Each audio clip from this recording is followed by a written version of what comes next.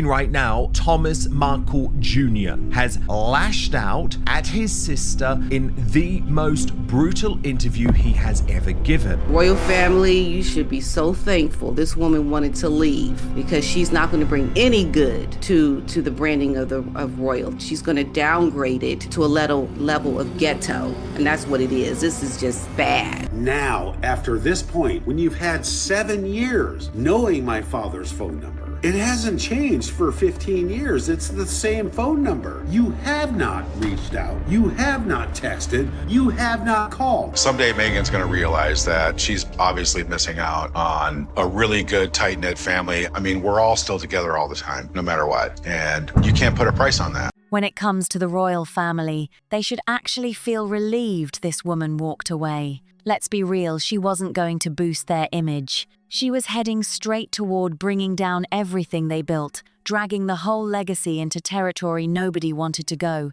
This isn't speculation, it's the hard truth. Strip away her father's influence and connections, and she's probably still slinging drinks as a waitress somewhere, going about life without all the spotlight and noise. The whole situation is messy, full of could-have-beens and what-ifs that don't add up. Sometimes you wish for a real face-to-face moment where you could actually talk things through. Clear the air, untangle what went wrong, maybe find some common ground. Deep down, she cares, she respected me, looked up to me in ways most wouldn't get. We shared something real, something solid, until it all collapsed and I got cut off completely. She always talked about becoming a dancer, chasing that dream that gets inside your bones. People know how close we actually were back then, how much time we spent together, how our worlds became one. I can't understand how someone just throws away all that history, all those moments, like they meant nothing. In my opinion, she would still be a waitress if it wasn't for Dad. People of this evil bullshit caliber do not have a place on this world. I made one dumb mistake, and I'm never being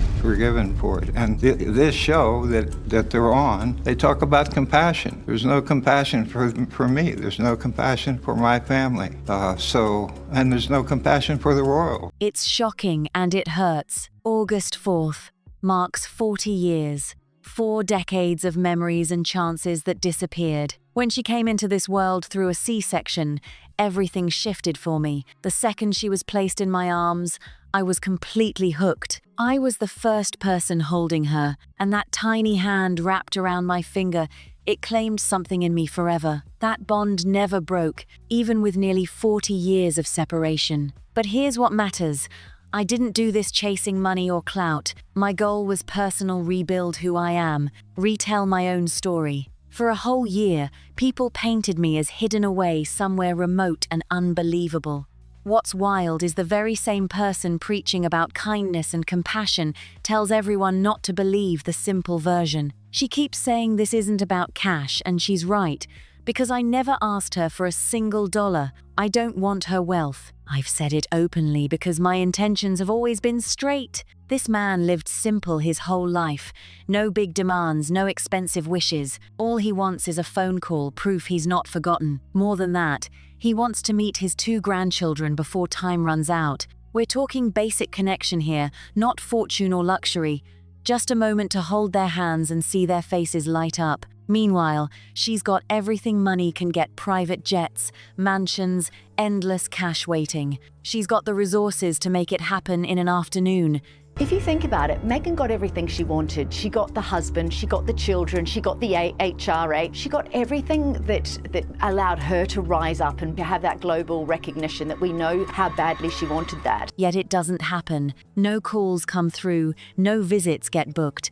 Birthdays pass, flowers get rejected. Father's Day finds him sitting alone with nothing but old memories and empty hope. Year after year, this pattern continues. And here's where it gets darker. It's not just her father suffering this neglect.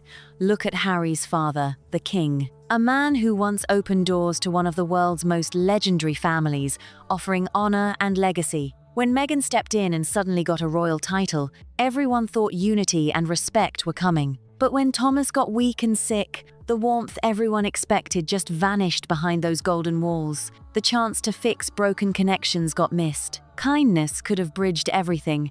Instead, the doors just closed quietly. It shows a repeating pattern, one strained relationship after another, and the cost to those left waiting. At that wedding, the king himself walked her down the aisle, a massive gesture loaded with tradition and meaning. Then, years later, that same man, now a prince, faced cancer. You'd think these two, known for all their charity work and empathy, would show up for him when he needed it most. They didn't. Harry made one quick stop, barely enough time before catching his flight. It's no mystery that Meghan pays people to go after anybody who says anything bad about her. One day, all the Sussex squad will be wiped off the face of the f***ing planet, period, along with Meghan. Meghan? She never even showed up. Let's think about this because it's wild. Her own father, who raised her, got seriously sick and she completely cut him off. Then her father-in-law, the man who gave her family access and opportunities, falls gravely ill and she does the exact same thing. Two elderly men, both crucial to her family's position, face their worst moments completely alone, left to deal with fear and pain by themselves. All while Meghan's multi-million-dollar brand kept rolling without missing a beat. The irony hits hard. Someone preaching kindness and humanitarian work can't spare a weekend for her own family. It shows you who people really are when things get tough. Picture facing a dying parent. Now picture her always camera-ready with perfect smiles, turning compassion into a show. Genuine connection only happens when photographers are watching. Behind closed doors sits a different reality. Two sick fathers. Yet somehow this couple couldn't manage even one hospital visit between them. Twice over, she made that same cold choice. Stay away, stay detached, stay absent when she mattered most. But wait. Stop sending your government officials in to the hospital in the Philippines. Pick up your goddamn mobile phone. Call Caroline Graham. You know her number. Pass the mobile phone over to Thomas Markle. Have a conversation. Anything less than that proves that you're not a human being, which is something that we've known for a long time. Because the biggest reveal is coming if you pay attention. When her father had a serious fall, instead of showing care, Harry and Meghan went into battle mode, but not for family support. They fought over privacy. They screamed that their privacy got violated, that it was the most sacred thing worth fighting at any cost. So what happened? They launched a legal attack, dragging a newspaper through years of court drama over one private letter. They sold this as a noble fight to protect their sanctuary. Their message sounded powerful. Their pain, their struggles, their deepest moments belonged to nobody but them. But that claim reveals something that shifts the whole narrative. Picture this. Hospitals brought kids in, some struggling to walk, carefully wheeled into a photo moment with Harry and Meghan. But there's a catch. There was a visible rope barrier. Physical distance, symbolic distance. That rope stayed put whenever they weren't actively posing. Real vulnerable kids kept behind barriers, as if creating exclusive space around the couple. It's surreal, nothing like you'd typically see at events about empathy and warmth. I've seen plenty of royal events. Even the Queen approached things simply and gracefully. No ropes, no barriers, just natural gathering. For many months, he couldn't talk, and even now, speaking is still difficult. But he'd give anything for a conversation with his daughter, Meghan. I wish we could sit down and talk. I wish we could work out our differences. Meghan, she loved me. I'm a hero. And suddenly I was thrown out. But not with Harry and Meghan. They insisted on that distance, literally creating a line between themselves and others. Here's something wild. Meghan wasn't satisfied with her official title. During visits, she reportedly demanded being called Princess Meghan, not just Duchess of Sussex, but Her Royal Highness Princess Meghan Markle. That's a bold break from tradition. Someone preaching unity would embrace their title humbly, but instead she wanted that special treatment and elevated status front and center. The control around her image, the distance, the emphasis on titles, it paints a clear picture. By this point, she'd built walls so thick that nearly everyone who knew her before the crown felt completely shut out. Not just distant people, even her own sister said it straight. She made it plain, take away their father and what's left. No Duchess. Like any proud parent, his home is littered with photos of his beloved children. For the longest time, she wanted to be a dancer. Each image is a heartbreaking reminder of happier times. These guys can tell you how close we were, Meg and I certainly spent a lot of my life with her. I don't know how she can throw all it away. No luxury deals, no palace or fairy tale. Just a woman who drained her whole family, erased their shared history, then told the world she's modest and grounded. The nerve of that. The audacity to keep that image going, it leaves people shaking their heads wondering how anyone accepts that disconnect. Her defenders all repeat the same thing. She sent a letter. She reached out. She does care. Before accepting that version, we need to look at that famous letter honestly. Her father was in a hospital bed fighting a serious infection so severe one of his legs was being amputated. The moment demanded everything. What came instead was a note, no hospital visits, no phone calls to hear his voice, no time sitting beside him in his worst moment, just paper between them, cold and distant. Picture this. A note gets hand-delivered with serious drama attached. But here's the thing, the message only showed up after a reporter camped outside the hospital with cameras rolling. And not quick either. An entire week passed first. Days of pure silence when concern should have been showing up. That timing tells you everything. Let me back up because this gets deeper. This is a woman who literally deleted her own father's number from her phone, like he was a random she met once and never wanted to see again. That deliberate erasure speaks volumes. But I have to just say, anyone who has doubted me over the past decade about this evil woman now needs to eat some humble pie. I remember when she was born, big new addition to the family, and we just have a very young sister here. Thomas Jr. was 14 when Meghan came into the world. During the Oprah interview, when Meghan said she had no siblings, when she told the world she was an only child, were you disappointed? No, I just made a little mark on my board and said, oh, there's another lie, click. It's like she wanted to forget that whole chapter. Then suddenly, when cameras appeared, all the care came flooding back. The timing couldn't scream louder. Check the contrast. One screen shows Meghan in designer outfits worth thousands, shooting a glowing Christmas special about her perfect fairy tale life, all polished and serene. Everything looks effortless and beautiful. Meanwhile, on the other side, halfway across the world, her 81-year-old father endures serious pain, losing a limb in a hospital bed. Split-screen reality tells the real story, luxury and hardship crashing into each other in the most brutal way. That letter, that tender gesture, it wasn't about love or real family. It was calculated a safety net, perfectly timed performance designed to look like compassion without actually having the heart behind it. She needed proof she tried, something to show everyone she gave it her all. But that warmth everyone thought was genuine. It reveals itself as just another staged performance for the camera once you see the bigger picture. You could dismiss it as a bitter old man clouded by pain.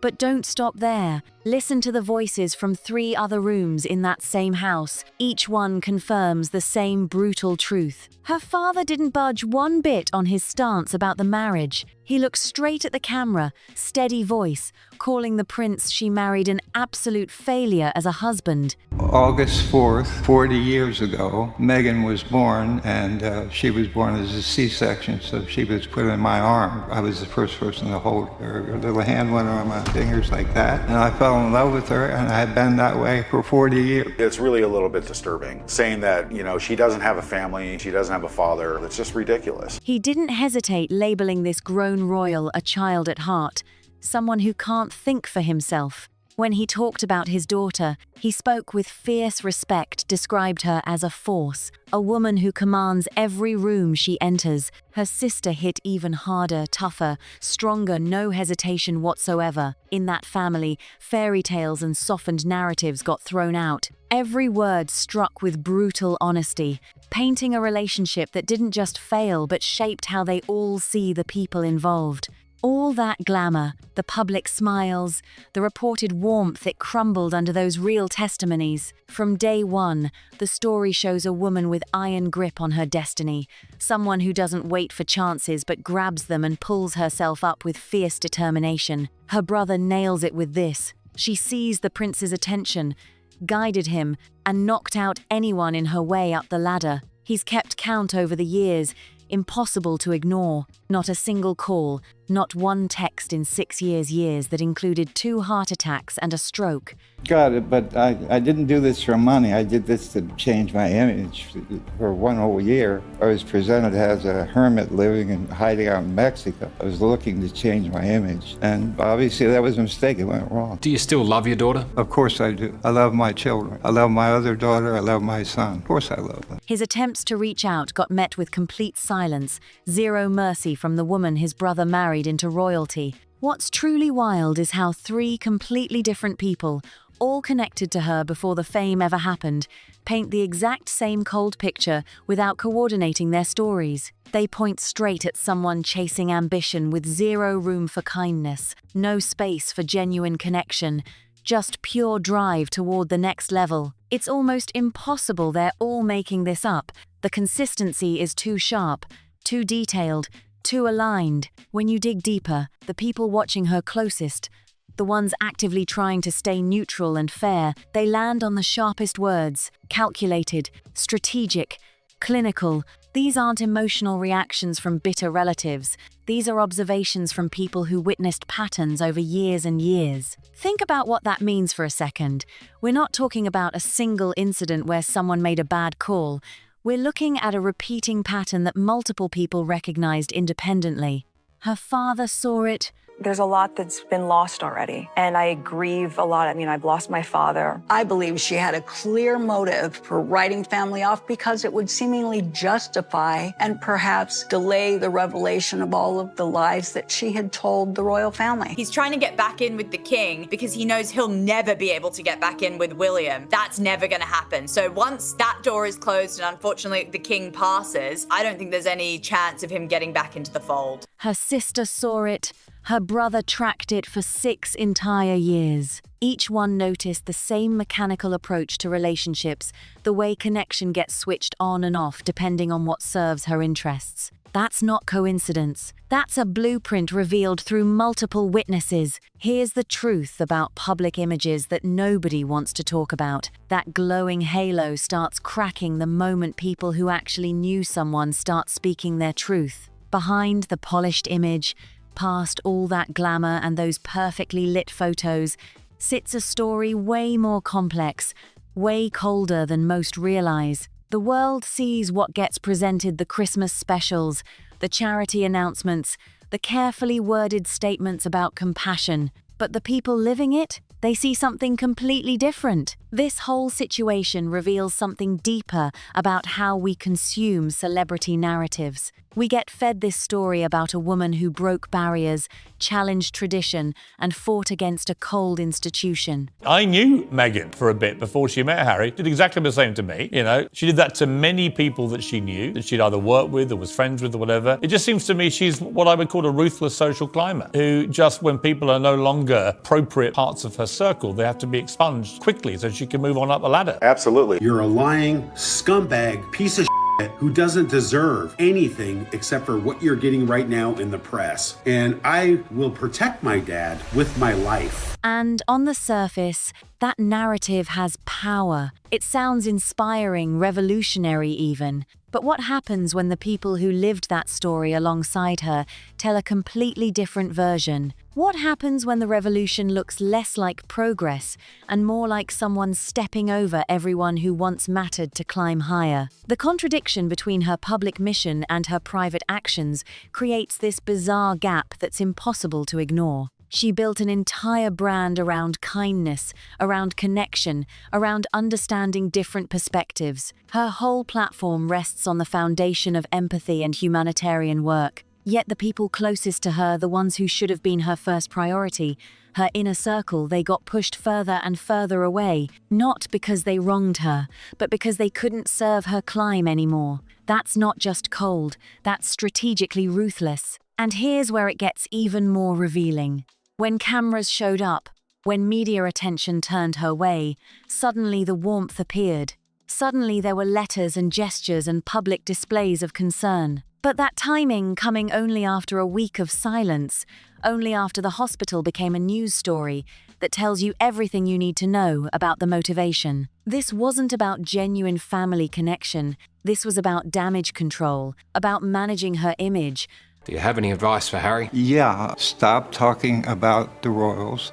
Stop giving away all the secrets about the royals. And, love your children and love your wife. But also love your grandmother and love your father. This is a man who pines on about how unsafe he feels and how he needs the British taxpayer to pay for his security, but is very happy to reveal about his 25 Taliban killings in his book that he got a book deal for, and then very happy to jet over to Ukraine. So this is a man who clearly doesn't care about his safety. It's just about his victim complex. About making sure nobody could point at her and question her compassion. The Christmas special happening while her father suffered in a hospital halfway across the world encapsulates the entire situation. There she was, radiant and serene in designer clothes, selling a vision of perfection and grace. Meanwhile, an elderly man who gave her everything faced losing a limb, suffering in isolation, waiting for a daughter who never came. That split-screen reality is almost too painful to watch.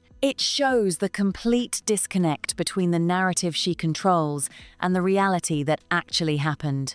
What makes this pattern even more disturbing is how systematized it appears. This isn't someone who made one bad decision and felt terrible about it. This is someone who clearly evaluated relationships based on what they could contribute to her trajectory. Her father? Once she moved beyond needing him, the connection got deleted. Her sister? Irrelevant to the climb. Her brother? Disappeared for 6 years without a single text, through heart attacks and strokes, because he couldn't advance her agenda.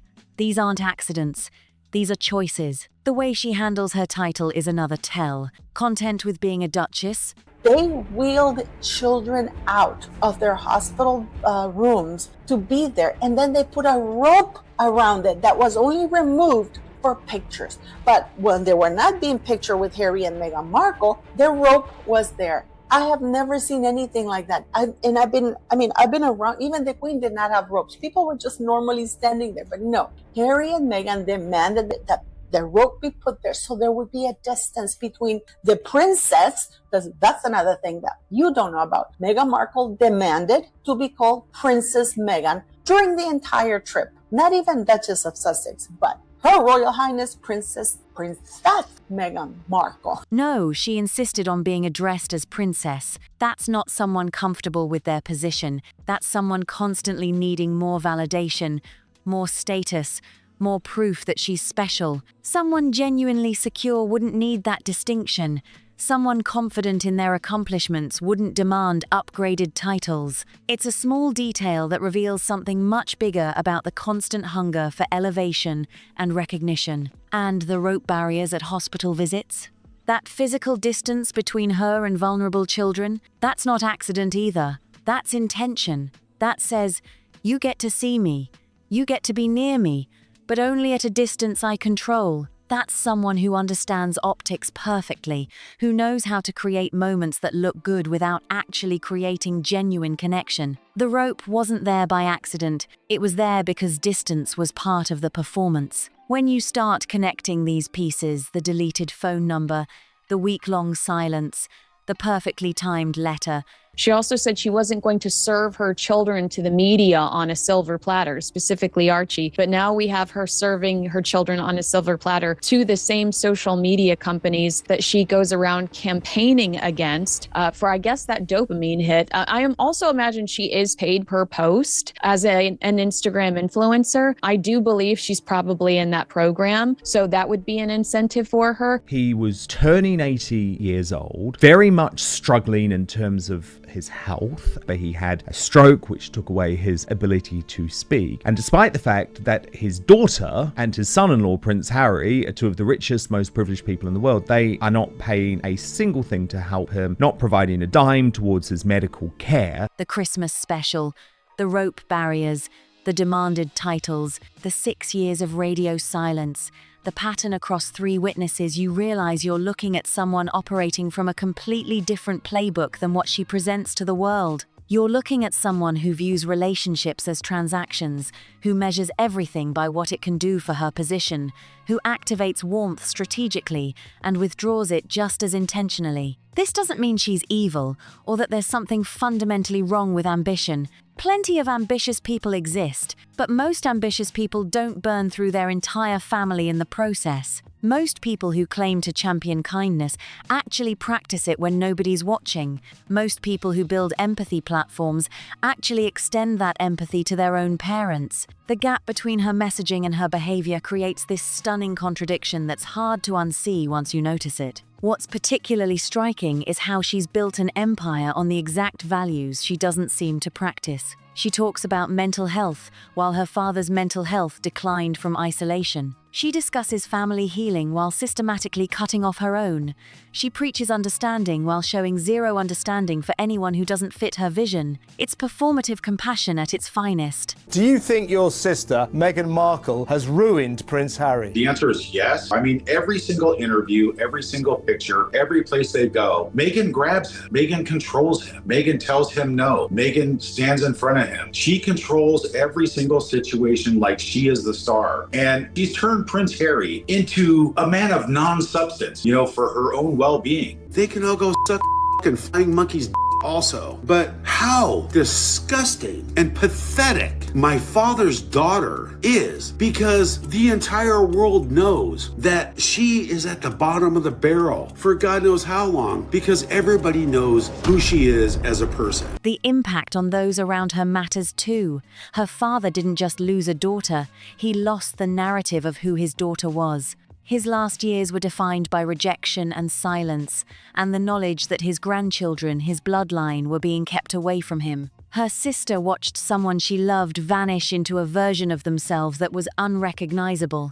Her brother marked time by the absence of connection. These aren't minor casualties.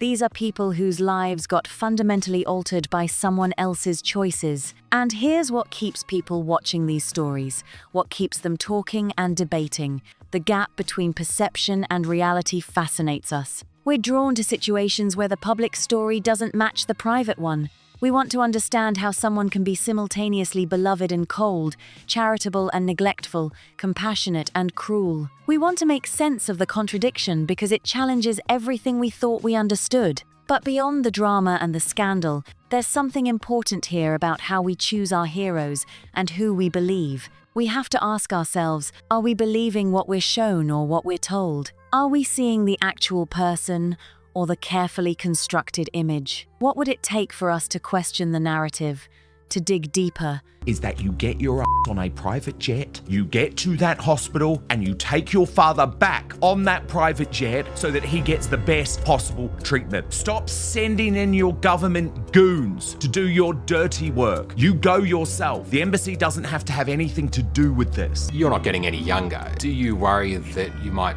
never meet these two grandchildren? July 18th, I'll be 77 years old. Most of the Markle men don't make it much past 80. So there's a good chance I might never see my grandchildren. I'm not looking for pity. I'm just saying that's a reality. To listen to the people who actually lived it. This whole story serves as a reminder that public personas exist in a completely different realm from private reality. The halo can shine brilliantly while the person beneath it operates from an entirely different set of values. Fame and platform and resources can amplify someone's strengths, but also their weaknesses, their callousness, their ability to hurt people without accountability. When you have that much power and that much control over your narrative, the truth becomes whatever you say it is until the people who lived it start talking. As we close this chapter, understand that this isn't just entertainment or gossip. This is about patterns of behavior, about the consequences of choices, about how people actually operate when cameras aren't rolling. It's about recognizing that sometimes the most dangerous people are the ones who've mastered the art of looking good while doing harm. It's a reminder that we need to pay attention to what people do, not just what they say. We need to listen to the voices that get drowned out by the louder narrative. We need to question and think critically about who we elevate and why. Every story has layers that most people never see. If I had done something terribly wrong, that would be fine, but I haven't. So I just want an answer. I don't like to say it, but I gotta say it. I don't know of anybody that cold to do this. I'll be very disappointed that I don't get to hold my granddaughter. Does it hurt? Of course it hurts. There are axe murderers in prison. Their family comes to see them, right? I mean, I'm not an axe murderer. Every public figure has a private reality that contradicts the image. Every narrative has an untold side that matters just as much as the one being sold. This story happens to be one where that gap is so wide, so documented,